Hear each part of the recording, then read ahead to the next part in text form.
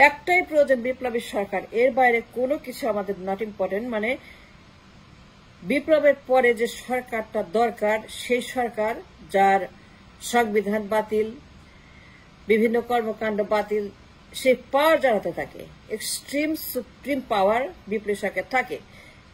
একটা বিপ্লবের সরকার যে কোনো সিদ্ধান্ত নিতে পারে, যে কোনো কাজ করতে পারে, যে কোনো ধরনের বিচার করতে পারে, বাতিল করতে পারে, রাখতে পারে, থাকতে পারে, করতে পারে। বিপ্লবের সরকার হচ্ছে এক্সট্রিম সরকার, যেখানে অবিচারী বিচার। মানে যত রকমের ফ্যাসিবাদ যারা ঘটিয়েছে, যারা এগুলার কারণ, যারা দানব, যারা উচ্ছিষ্ট, যারা হচ্ছে যে ফ্যাসিবাদের সেই জাহান্নামের আগুন যারা তৈরি করেছিল আমাদের দেশে, এদেরকে নির্মূল করার জন্য, এদেরকে বাতিল করার জন্য, সংবিধান বাতিল করার জন্য, ফ্যাসিবাদ বাতিল করার জন্য, এই দেশকে রাইটটাকে আনার জন্য একমাত্র প্রয়োজন বিপ্লবী সরকার। এর বাইরে কোন সরকার নট অ্যাকসেপ্টেবল অর ডিজায়ারেবল।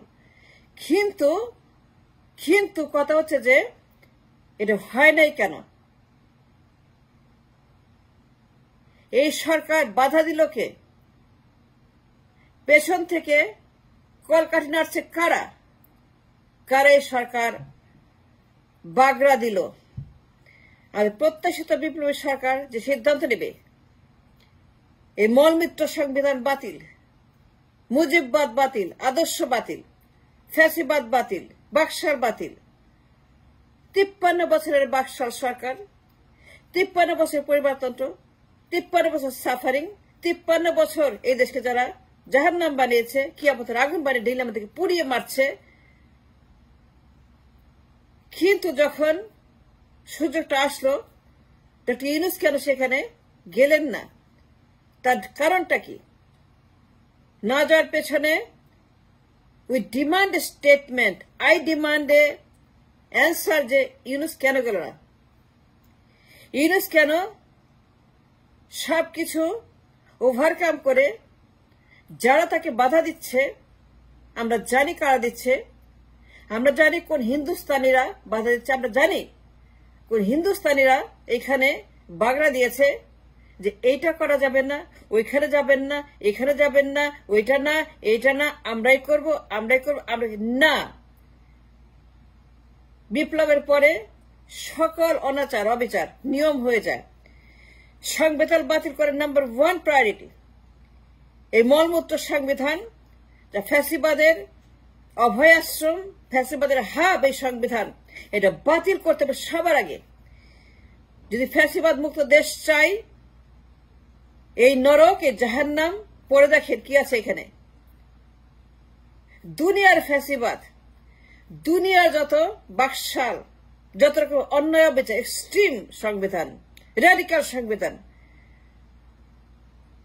যা কোন ক্রমে গ্রহণযোগ্য না, বরং এটাকে এই মুহূর্তে পুড়িয়ে ফেলা উচিত, ধ্বংস করা উচিত, কবর দেওয়া উচিত।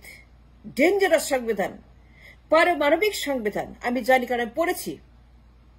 I have the knowledge, I have the education, I have the research about this সংবিধান। দরকার বিপ্লবী সরকার to cancel all the unwanted and illegitimate, যত অবৈধ, যত জারদ, যত পোংটা, যত সমকামী, যত রকমের এখানে সমকামীরা আছে, হেজিমনিস্টরা আছে, দখলদারেরা আছে, সুবিধাভোগীরা আছে, গণহত্যাকারী যে খুনিরা আছে, যারা দোসর ফ্যাসিবাদের। Enough is enough. কিন্তু যে মানুষটি আমাদের ভরসা ছিল, ডক্টর ইউনূস, তিনি কেন সবাইকে নো বলে এগিয়ে আসলেন না? তিনি কেন সবাইকে ওভারকাম করতে পারলেন না? যাদেরকে বাধা দিচ্ছে, টেনে ধরেছে পিছন থেকে গামছা দিয়ে, যে যাবেন না, যাবেন না, শহীদ মিনারে যাওয়া যাবে না, আমরা করব proclamation. The question is, why doctor Yunus তাদেরকে বলতে পারলেন না? তিনি কি বাচ্চা, মূর্খ, অশিক্ষিত? তিনি জানেন না? ক্ষমতা কেমনে আসছেন? জীবনে যমুনায় ঢুকতে পারতেন যে ছাত্র না হয়তো?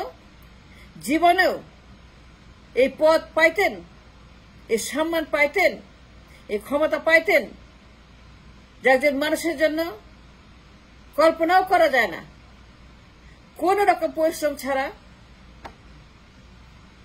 ডক্টর ইউনূস যে চেয়ারে বসতে পেরেছেন, এর নোবেলের চাইতে বেশি দামি, নোবেলের চাইতে অনেক বেশি, 1000 নোবেলের চাইতে, 1 লক্ষ নোবেলের চাইতে, 1 কোটি নোবেলের চাইতে এই চেয়ার দামি।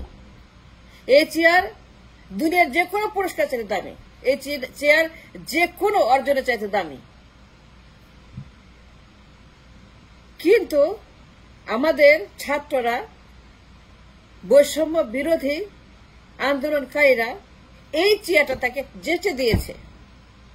কোনো কাজ নাই, কোনো পরিশ্রম নাই, কোনো কিছু করতে হয় নাই, বিনা পয়সায়, বিনা ইনভেস্টমেন্টে, বিনা শ্রমে তিনি পেয়েছেন যমুনার সেই বিশাল চেয়ার, যা 1 কোটি নোবেলের চাইতেও দামি। কিন্তু যখন তারা বিপ্লবী সরকার গঠন করতে বলল, তিনি বাগড়া দিলেন। এর বিশ্বাসঘাতকতা, মুনাফেকি, এর চেয়ে জঘন্য, এর চেয়ে নোংরা, এর চেয়ে হতাশ, এর চেয়ে অবিচার, এর চেয়ে অনাচার, এর চেয়ে বাকশাল, এর চেয়ে ফ্যাসিবাদ। I don't know what else to say. I'm so disappointed. I'm so hurt. সকল অর্জন, সকল রক্ত, সকল লাশ, সকল পঙ্গু সব ব্যর্থ করে দিল ডক্টর ইউনূস। আমি তাকে চাই না, আমার কোনো বিশ্বাস না তার উপরে। He must go, he should leave. আমি বলছি ডক্টর ইউনূস নিজেকে অযোগ্য অপদার্থ অলরেডি করে ফেলেছেন। He made himself useless. তার কোনো মূল্য আমার কাছে নাই, তার পলিটিক্যাল কোনো ভ্যালুস আমার কাছে নাই। He should go. তিনি থাকলে পরে আরো বিপদ হবে। যদি তাকিয়ে রাখা হয়, যদি ডক্টর ইউনূসকে সরানো না হয়, সামনে জাহান্নাম আসছে, কিয়ামত আসছে, এই দেশ বেহাত হয়ে যাবে, বেদখল হয়ে যাবে। কারণ তিনি যাদের ট্র্যাপে পড়েছেন, খপ্পরে পড়েছেন, যে সকল ফ্যাসিবাদীরা তাকে আঁকড়ে ধরেছে, সবাইকে চিনি, সব জানি কারা করছে এই কাণ্ড, কে তাকে বাধা দিচ্ছে, কে তাকে বলছে, কে তাকে ইঙ্গিত দিচ্ছে, কে তাকে দড়ি দিয়েছে তার হাতে পায়ে কোমরে। এত বড় বেইমানি ওদের সঙ্গে। বিপ্লবের সরকার সবচেয়ে বেশি দরকার এই মুহূর্তে। সংবিধান বাতিল, ফ্যাসিবাদ বাতিল, আওয়ামী লীগ বাতিল, মুজিববাদ বাতিল, জিয়াবাদ বাতিল, জিয়ার আদর্শ বাতিল, মুজিবের আদর্শ বাতিল, ঘোষক বিতর্ক, বাপ বিতর্ক, আমি রাষ্ট্রের মালিক বিতর্ক, আমি আমি আমি আমি আমি আমি 53 বছরের অভিশাপ, পয়জন বাতিল করার জন্য বিপ্লবী সরকার সবচেয়ে বেশি প্রয়োজন। ডক্টর ইউনূস কোন তারেক জিয়া, কোন খালেদা জিয়া, কোন ফখরুল, কোন পল্টন আপনাকে ফোন করে নাই। নো স্যার, নো স্যার, আপনাকে তারেক জিয়া, বেগম জিয়া, ফখরুল, আব্বাস, গাবগাছ ফোন করে নাই। ডক্টর ইউনূস আপনি ভালো করে জানেন কে ফোন করেছিল, আপনি খুব ভালো করে জানেন আপনাকে কে টেলিফোন করেছিল। ছাত্ররা করেছিল, ছাত্ররা আপনাকে ফোন করেছিল। আই রিপিট, ছাত্ররা ফোন করে বলেছিল আপনি ক্ষমতা নেন। ছাত্ররা বলেছিল আপনাকে এই প্রধান পদে যেতে, যমুনাতে বসা। ছাত্ররা আপনাকে রক্ত দিয়ে, লাশ দিয়ে, হাত দিয়ে, পা দিয়ে, চোখ দিয়ে, জীবন দিয়ে, পরিবার দিয়ে তারা আপনাকে ক্ষমতায় বসিয়েছিল। ছাত্ররা ফোন করেছিল, ছাত্ররা আপনাকে কল করেছিল। ফখরুল করে নাই, বেগম জিয়া করে নাই, খালেদা জিয়া করে নাই, বিএনপি করে নাই, করেছিল ছাত্ররা বৈষম্যহীন। আর তাদের সঙ্গে বেইমানি করলেন, তাদের বুকে ছুরি মারলেন, তাদেরকে মেরে ফেললেন, শহীদ মিনারে গেলেন না।